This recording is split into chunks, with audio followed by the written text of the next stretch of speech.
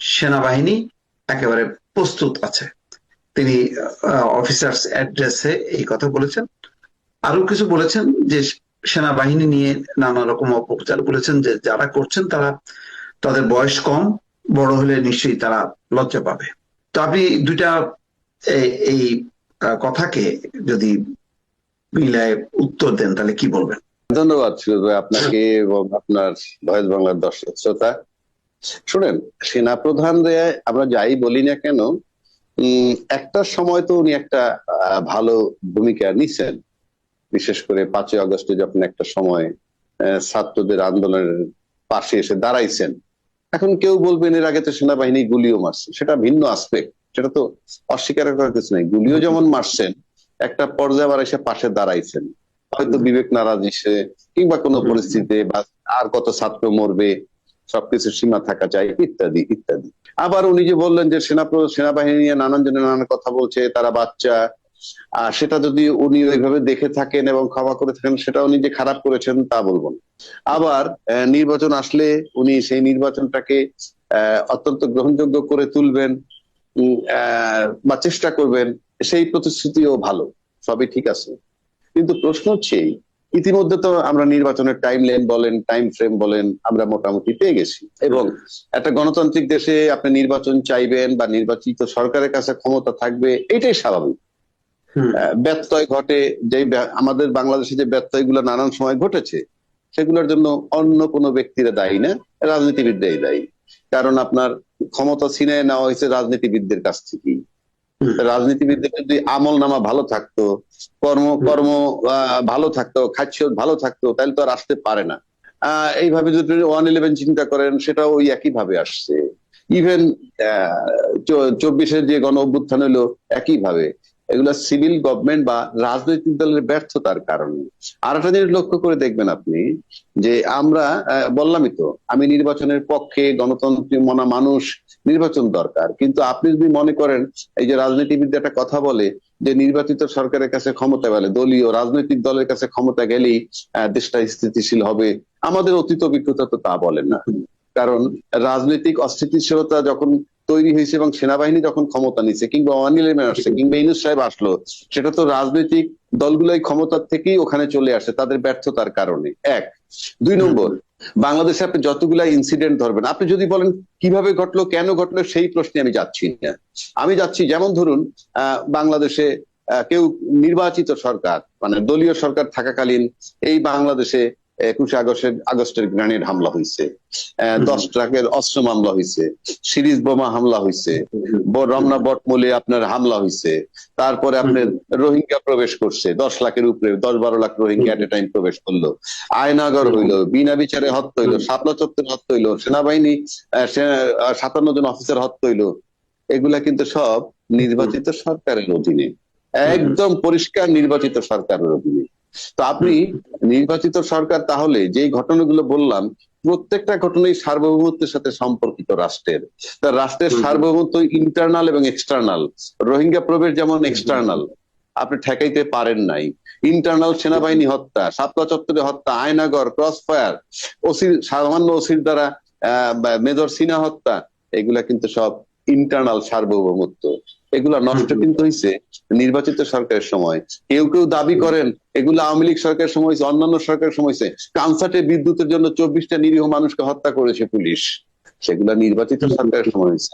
এগুলা বলার পিছনে আমার কারণটা হলো এই, যে এইগুলা যখন রাষ্ট্রে বিরাজমান থাকে, তখন সেটা রাষ্ট্র না, একটা দেশ হতে পারে। আমাদের একটা ভূখণ্ড হয়েছে, কিন্তু বিগত 53-54 বছরে আমরা কিন্তু এটাকে রাষ্ট্র বানাইতে পারি নাই। কারণ যে কর্মকাণ্ডগুলো ঘটেছে, এটা কোনো সার্বভৌম রাষ্ট্রের ভিতরে ঘটে না, এবং নির্বাচিত সরকারের অধীনে তো নাই।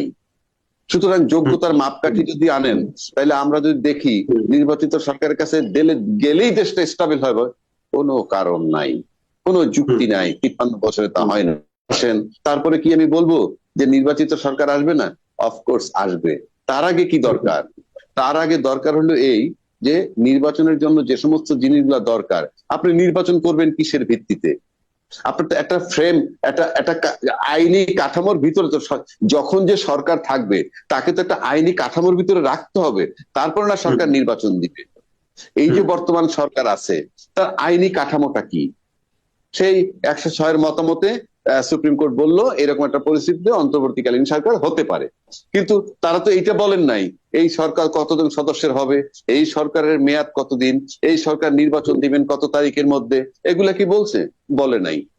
আবার আপনি আরেকটা জিনিস লক্ষ্য করেন যে আমাদের 5ই আগস্টের পর অনেকেই হুম, বলে হুম, থাকেন যে 5ই আগস্ট থেকে ইউনূস সাহেব দায়িত্ব নেওয়ার পূর্ব পর্যন্ত দেশে কোনো সরকার ছিল না, এই কথাটা অনেকে বলেন। এখানে আমি সম্প্রতি অনেক চ্যানেলেই বলা শুরু করেছি যে না, এটা সঠিক নয়। কারণ আমরা দেখেছি 5 তারিখে আমাদের সম্মানিত সেনাপ্রধান উনি বলছেন যে আমি আপনাদের দায়িত্ব নিলাম, এখন হুম, থেকে হুম, হুম, একটা গুলিও আর চলবে না, এবং প্রতিটা হত্যার এবং প্রতিটা ক্রিমিনাল অফেন্সের বিচার করা হবে, উনি বলেছিলেন। তো এটা জি, ইমপ্লাইড, মানে এটা বুঝাই যায় যে দায়িত্বটা উনি নিছেন, এবং এটাকে কনফার্ম করেছেন রাজনীতিবিদরা তার ডাকে সাড়া দিয়ে যখন তার সাথে সাক্ষাৎ করতে গেলেন, সেখান হুম, থেকে হুম, কনফার্ম হয়ে গেল যে সেনাপ্রধান ওই দায়িত্বটা ওই মুহূর্তে নিছেন। একই সাথে হুম, ওই সময় কিন্তু ছাত্র প্রতিনিধি যায় নাই রাজনীতিবিদদের সাথে, আপনি হুম, যদি মনে থাকে, এবং সেই হুম, ছাত্র প্রতিনিধি সকল 3জন ছাত্র প্রতিনিধি বানানোর একটা ষড়যন্ত্র চলছিল, কোন একজন রাজনৈতিক নেতা সেটা বানানোর চেষ্টা করছিলেন, কিন্তু ছাত্ররা তখন বলছিল যে না, সেনাপ্রধানকে ওনারা ঢাকা বিশ্ববিদ্যালয়ে আমন্ত্রণ জানাইছিলেন, নিশ্চয়ই আপনার মনে আছে, কিন্তু ছাত্র সেখানে যায় নাই। তারপরে যখন হুম, হুম, সেনাপ্রধান এইভাবে দায়িত্ব নেওয়ার পর রাজনীতিবিদরা তার সাথে দেখা করলো, একটা পর্যায়ে যখন বঙ্গভবনে গেলেন তখন কিন্তু ওই ছাত্ররা ছাত্র সমন্বয়করা টের পেল যে এখানে একটা ষড়যন্ত্র হচ্ছে, অন্য ভিন্ন 3টা ছাত্রকে, সকল ছাত্রকে সমন্বয়ক বানানোর চেষ্টা করছে কোন রাজনীতিবিদের, রাজনৈতিক নেতা। তখন তারা এটা টের পেয়ে তারা গিয়ে বঙ্গভবনে হাজির হলো। এই হলো কাহিনী। তা সেক্ষেত্রে আমি পরিষ্কার বলতে চাচ্ছি যে হুম, হুম, ওয়াকারুজ্জামান সাহেব 5 তারিখ থেকে 8 তারিখ পর্যন্ত রাষ্ট্রের সরকার প্রধান হিসেবে দায়িত্বে ছিলেন ওনার ঘোষণা মোতাবেক।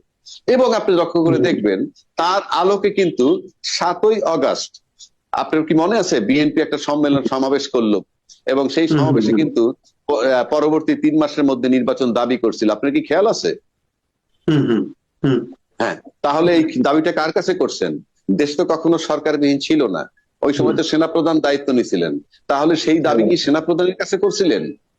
এবং সেনাপ্রধান যে দায়িত্ব নিলেন সেটাও হুম, তো, হুম, যেহেতু শেখ হাসিনা চলে গেছে, চলে যাওয়ার সাথে সাথে পালায়ে গেছেন এবং সংবিধান বিলুপ্ত হয়ে গেছে, সুতরাং হুম, ন্যাচারালি ওয়াকারুজ্জামান সাহেবকে দায়িত্বটা নিতে হয়েছে। তাহলে এই যে উনি 4 দিনের দায়িত্বে ছিলেন, তারপরে যে ইউনূস সাহেব দায়িত্ব নিলেন, তার যে ধারাবাহিকতাটা, সেই ধারাবাহিকতাটা তো আপনার জুলাই ঘোষণাপত্রে থাকতে হবে।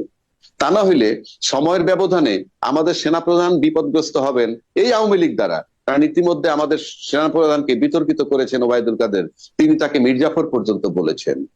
তাহলে হুম, এই হুম, যে এই সমস্ত কথা যখন একজনে বলতে পারেন, তাহলে তো এইটা যদি আপনি জুলাই ঘোষণাপত্রের ভিতরে না ঢুকান যে 5ই আগস্ট থেকে 8ই আগস্ট পর্যন্ত সেনাপ্রধান দায়িত্ব নিয়েছিলেন, তারপরে বঙ্গভবনে বসে 3 বাহিনী প্রধানের উপস্থিতিতে ইউনূস সাহেবকে দায়িত্ব দেওয়া হলো এবং সেই থেকে ইউনূস সাহেব চলমান, এবং এইটা হুম, ঘোষণাপত্রে থাকতে হবে, এবং সেখানে ঘোষণাপত্রের ভিতরে ইউনূস সাহেবের মেয়াদটা উল্লেখ করতে হবে কি, হুম, উনি 8ই আগস্ট 2024 হুম, থেকে 30শে জুন 2026 পর্যন্ত উনি সরকারের থাকবেন, এবং ওনার দায়িত্ব হবে প্রধান নির্বাহী হিসেবে উনি দায়িত্ব পালন করবেন। কেননা এখানে প্রধান উপদেষ্টা বলতে কিছু নাই, প্রধান উপদেষ্টা বলতে বুঝে রাষ্ট্রপতিকে উনি অ্যাডভাইস করেন, কিন্তু এখন পর্যন্ত তো ইউনূস সাহেব রাষ্ট্রপতির সাথে বৈশাখ চাও খান নাই।